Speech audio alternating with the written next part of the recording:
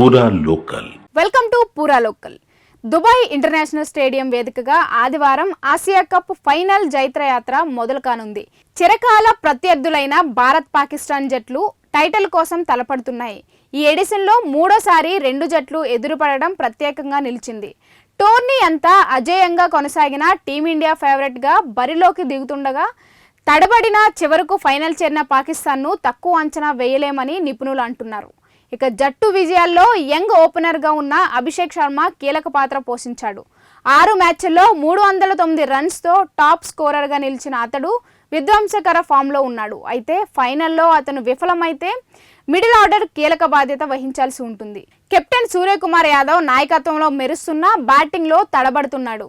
ఈ పోరులో బ్యాటర్గా తన అసలు రూపాన్ని చూపించాల్సిన అవసరం కూడా ఉంది. ఇక హార్దిక్ పాండ్యా గాయం, అభిషేక్ శర్మ ఫిట్నెస్ చిన్న ఆందోళన కలిగిస్తున్న బూమ్రా, దూబే లాంటి ఆటగాళ్లు తిరిగి బరిలోకి దిగితే భారత్ బలపడుతుందని విశ్లేషకులు చెబుతున్నారు.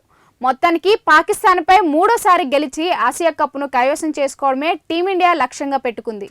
ఇవి ఇప్పటి వరకున్న అప్డేట్స్. మరిన్ని అప్డేట్స్ కోసం చూస్తూనే ఉండండి పూరా లోకల్.